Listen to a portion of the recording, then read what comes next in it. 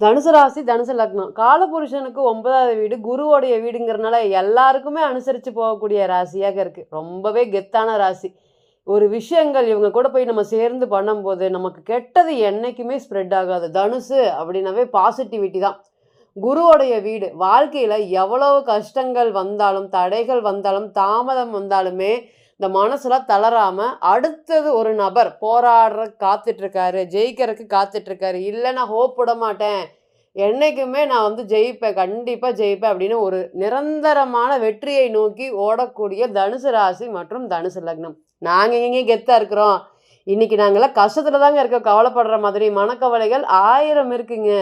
சொன்னால் யாருமே நம்ப மாட்டேங்கிறாங்க. நாங்கள் இந்த மாதிரி கஷ்டப்பட்டுட்ருக்கோம் அப்படின்னா யாருமே சொல்கிறதுக்கு நம்புறதுக்கு ஆளே இல்லை.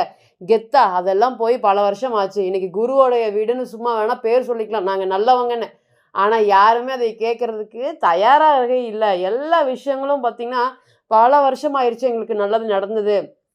நல்லது நடக்கக்கூடிய காலத்தில் எல்லாமே சூழ்நிலைகள் எல்லாமே தட்டி தட்டி போய் எப்படா நாங்கள் வீழ்வோம் அப்படின்னு தான் பல பேர் நினச்சிட்ருக்காங்க, பார்த்துட்ருக்காங்க. அவங்க நினச்சிற மாதிரியே நாங்கள் வருந்துருவோமோ, கஷ்டப்பட போகிறோமோ அப்படிங்கிற மனசில் ஒரு வலியும் வேதனையும் கிட்டத்தட்ட வந்து பார்த்திங்கன்னா அது சூழ்நிலை எல்லாமே அங்கே தான் கொண்டு போயிட்டுருக்குது. எங்களைய தோக்கக்கூடாதுன்னு நினச்சி போராடிட்டுருக்கேன். ஆனால் எண்ணம் செயல் மட்டும்தான் தோக்கிற கூடாது அப்படிங்கிறது இருக்குது. ஆனால் வலி எப்படி போகுது, வலி வேதனைகளோடையே தோக்கிறதுக்கு தான் ஒரு விஷயங்களுமே அடுத்த ஸ்டெப்பு போகாமல் ஆரம்பத்திலே கட்டாயி போகிற மாதிரி இருக்குதுங்க.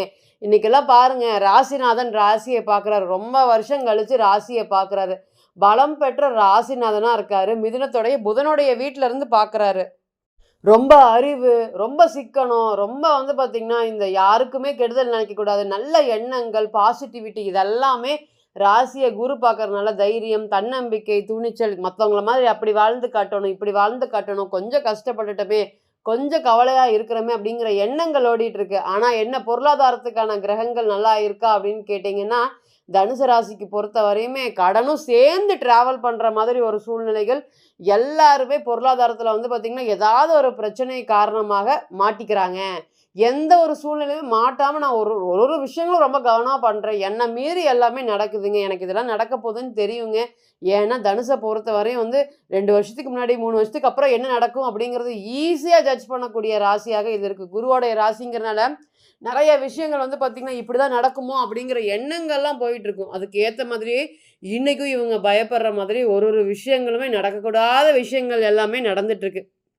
தான தர்மத்தின் அடிப்படையில் பலன்கள் நிச்சயமாக மாறுபடும் எல்லா ஜாதகத்தை பொறுத்துமே. ஆனால் இன்றைக்கி எங்களுக்கு விதி மதி கதி தான் வேலை செய்யுதுங்க. நாங்கள் என்ன தான் எங்களுக்கு தசாபுத்தி நல்லது நடந்தாலுமே நாங்கள் ஏற்படுத்தின பாதிப்பு, நாங்கள் நம்பிக்கை வச்சதோட விஷயங்கள் அனைத்துமே நம்பிக்கை துரோகங்களாக மாறி இன்றைக்கி எது எடுத்தாலுமே எங்களுக்கு ஒரு ஃபெயிலியர். தூங்கும்போதும் கவலையோட தூங்குற மாதிரி இருக்குது, எந்திரிக்கும் போதும் கவலையோட எந்திரிக்கிற மாதிரி இருக்குது.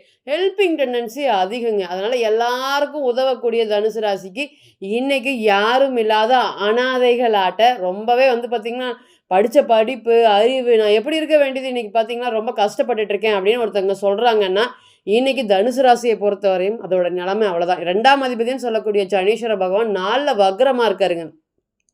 பொருளாதாரம் சார்ந்து ஓடி ஓடி ஓடி உழைச்சி தேஞ்சிட்டேங்க நான். கிட்டத்தட்ட டீ குடிச்சிட்டே இந்த 24 மணி நேரத்தில் 20 மணி நேரம் செய்யக்கூடிய வேலை வந்து பார்த்திங்கன்னா யார் செய்வா? தனுசு ராசி தான் செய்யும்.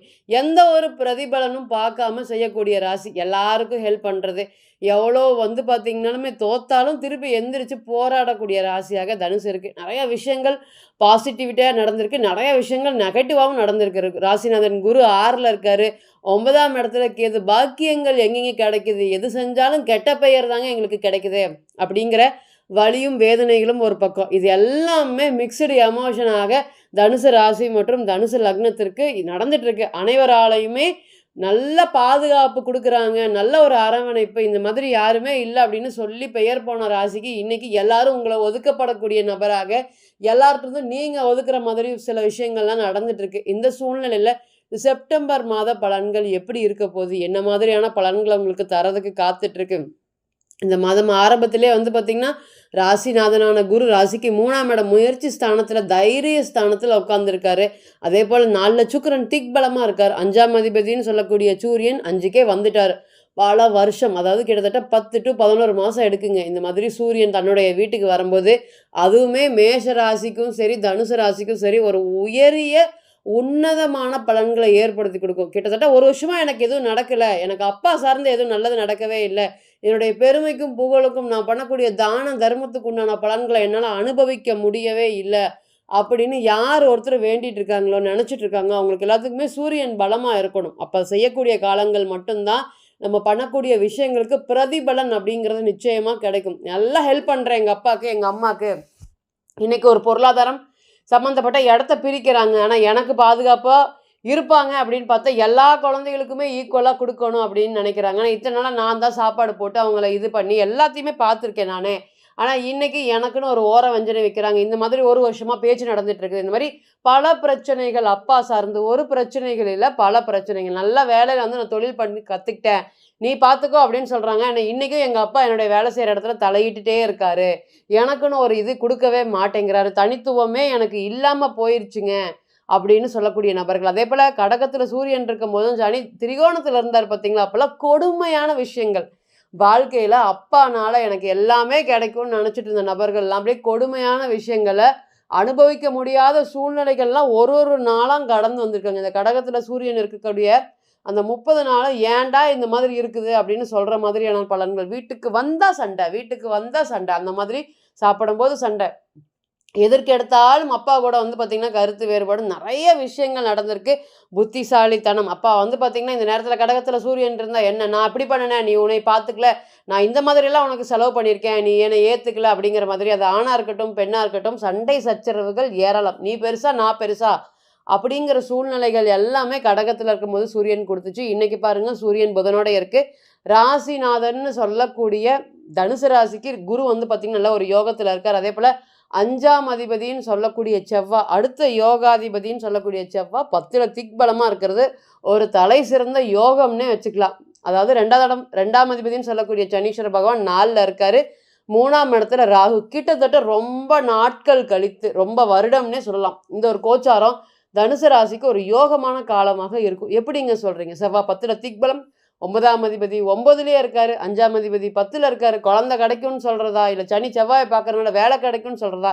நிச்சயமாக எல்லாமே கிடைக்கக்கூடிய காலமாக இருக்கும். முதல் என்ன? திருமணம். திருமணத்துக்காக ரொம்பவே வெயிட் பண்ணிட்டு இருக்கேன். கிட்டத்தட்ட 30 வயது கடந்துருச்சு, 31 வயது கடந்திருக்கு. இதுதான் பொண்ணு, இதுதான் மாப்பிள்ளைன்னு பல வருஷமா பேசிட்டு இருந்தாங்க.